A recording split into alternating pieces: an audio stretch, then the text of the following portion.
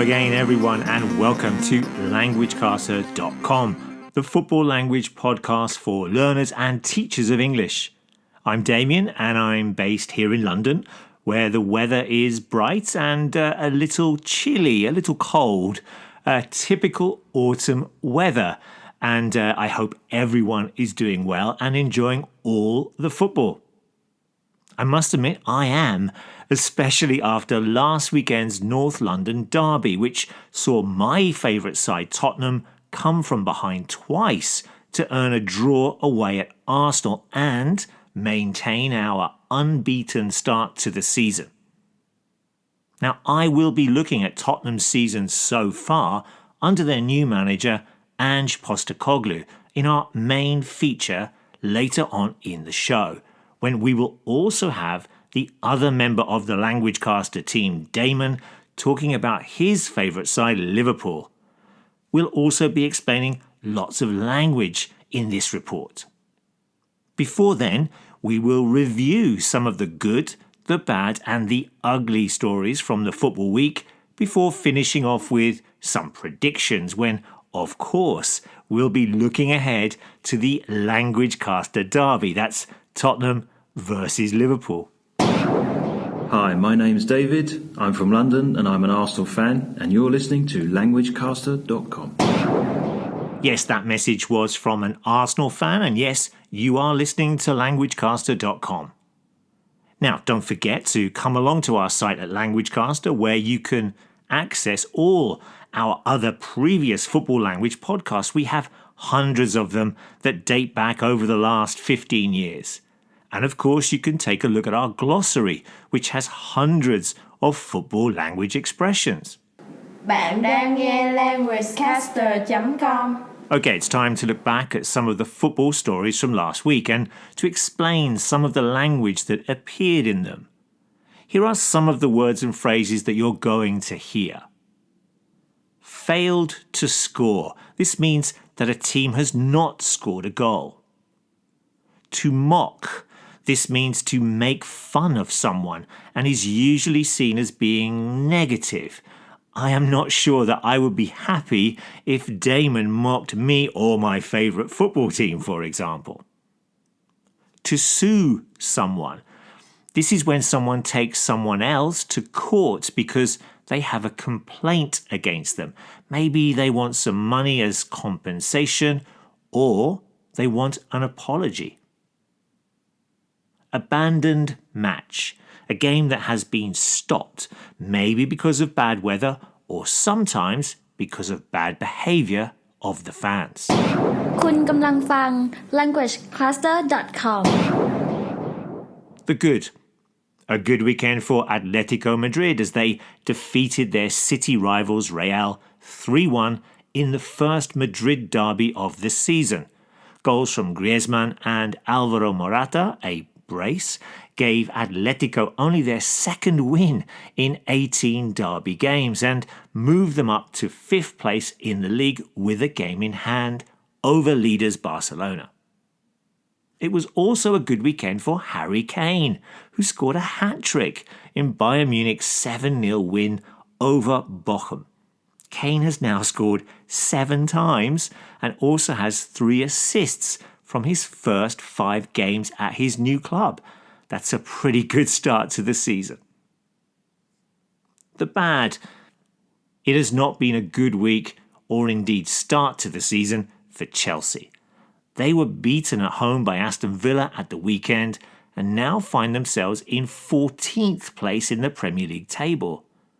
The Blues, despite spending huge amounts of money in the transfer window, have now failed to score in their past 3 Premier League matches, and their new manager, Mauricio Pochettino, is already under pressure after only 6 league games. The ugly. Serie A side Napoli have not had a good start to the season, with the current Scudetto holders lying in 7th place, 8 points behind the leaders Inter. But after the latest disappointment, a scoreless draw in Bologna, the club's official TikTok page posted a video that mocked or made fun of their star striker, Victor Osimhen. This has led the Nigerian striker's agent to threaten to sue the club. An ugly story indeed. One other ugly story from the past weekend involved Ajax, who were losing 3-0 to their rivals Feyenoord in Die Klassiker when their fans threw objects and flares onto the pitch, causing the game to be abandoned after only 56 minutes. The rescheduled game, the remaining 34 minutes, was played behind closed doors, and Feyenoord scored another to win 4-0. But ugly scenes from the Eredivisie in the Netherlands. Hi, my name is Ahmed Adam. I support Al Hilal Sports Club. That's a side from the Sudanese Premier League. And you're listening to languagecaster.com.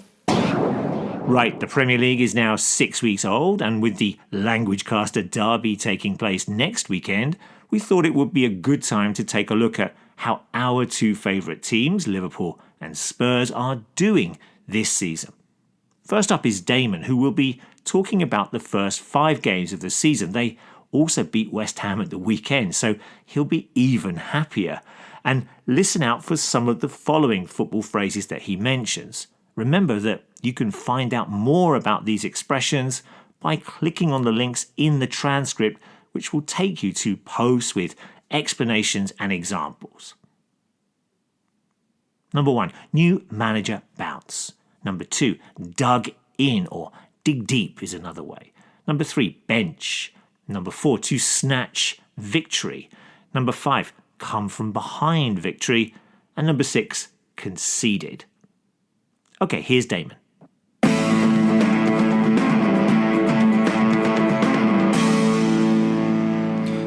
Right, we're 5 games into the season, so how do I think my team Liverpool are doing? Well, I think it's been a great start with 4 wins and a draw. In the league, they opened the season with a tough away fixture at Chelsea, who were playing their first Premier League game under their new manager, Pochettino.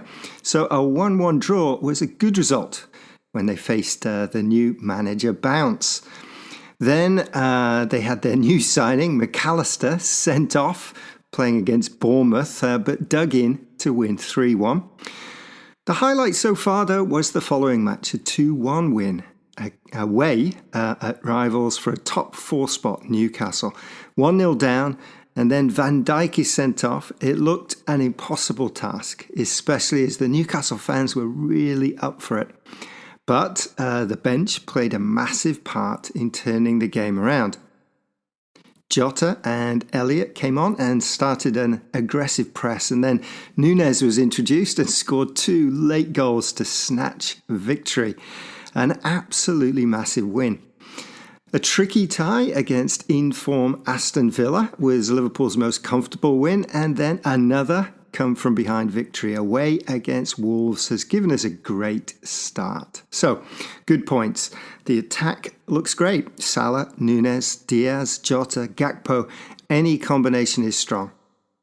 Add to that flying winger and youngster Ben Doak, and it's an exciting lineup.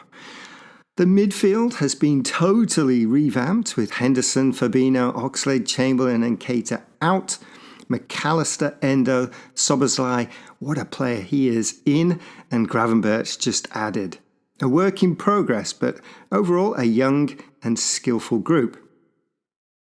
The back line's okay on paper, but a few injuries and that could cause trouble. One surprise though is how well youth team player Kwanzaa has done at centre-back, looking comfortable when he's played. How happy am I with the start, which also includes a win in the Europa League against Lask? Well, I'd say 8 out of 10. Fewer goals conceded first would make me happier. The Reds have gone behind 4 times in their 6 games so far, but I'm excited to see how this squad develops. Klopp's Liverpool 2.0 will be tested over their next fixtures, home against West Ham and Spurs, away at Brighton, and then home again for the derby against Everton coming up in the league. Great stuff from Damon. He must be so happy with the start from the Reds. Did you hear some of the words we mentioned beforehand? New manager bounce. He was talking about the new Chelsea manager. dug in. Liverpool had to work really hard to get their victory. Bench. This refers to the players who came on as substitutes and helped change the game. To snatch victory, Liverpool won the game very, very late against Newcastle. Come from behind victory, Liverpool have won a few games this season despite going behind or losing at the start of the game. Conceded, the Reds have let in the first goal of a game on quite a few occasions. Now I'm going to speak a little bit about Tottenham's season so far, but here are some of the words from my section. Director of Football.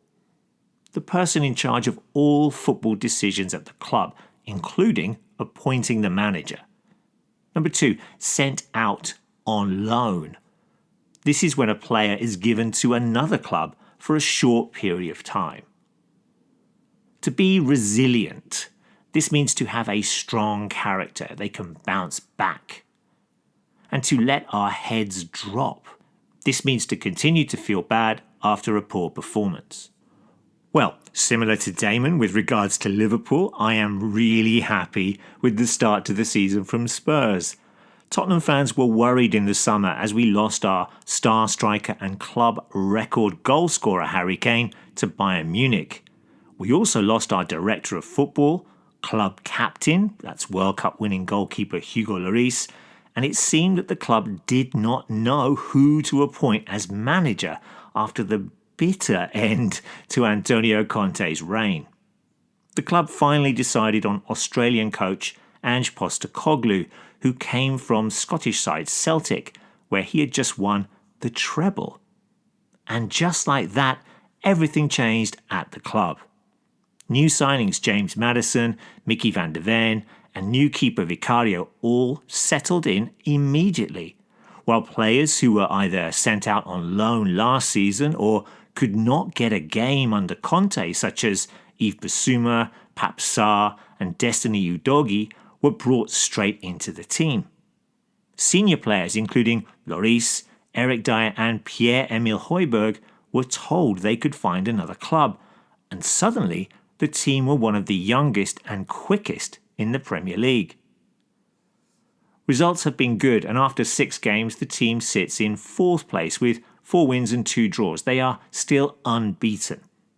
Although the points total is similar to last season, this time round the team are playing in a much more attacking style with an emphasis on keeping possession. We are also more resilient, so when we concede a goal, we do not let our heads drop and stop playing, which we did under previous managers Antonio Conte and Jose Mourinho.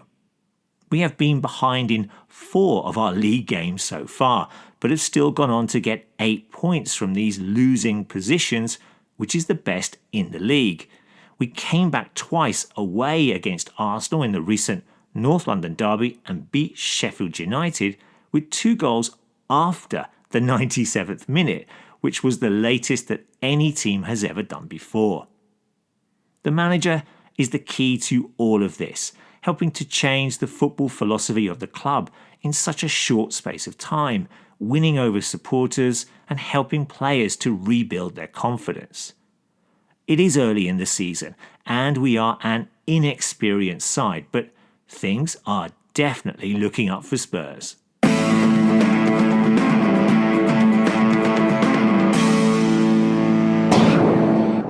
Tá tú a géisteacht le languagecaster.com.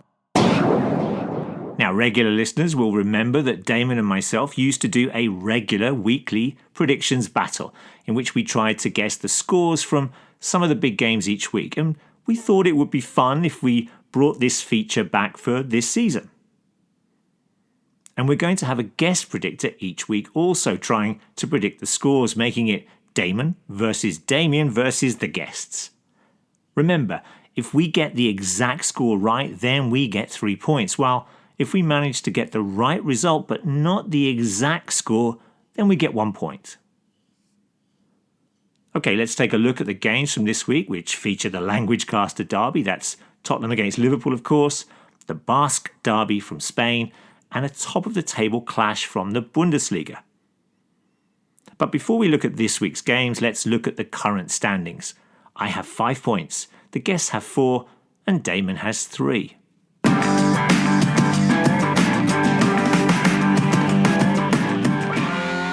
Tottenham v Liverpool. Okay, first up is the Language Caster derby between Damon's favourite team Liverpool and my favourite side Spurs. Last season, Liverpool won both these games after racing into an early lead that proved too much for Tottenham to come back from. We have already heard that both teams are in good form and playing well.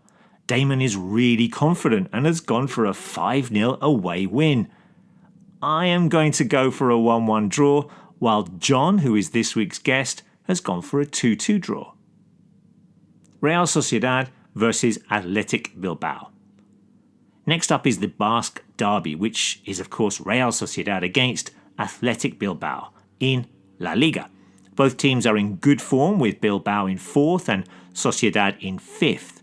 I would normally go for a 1-1 draw in this game, which is what Damon has done, but this time I think Sociedad's home advantage will be important. 1-0 for me. John has gone for a 3-0 victory for the side from San Sebastián. That's Real Sociedad. RB Leipzig versus Bayern Munich.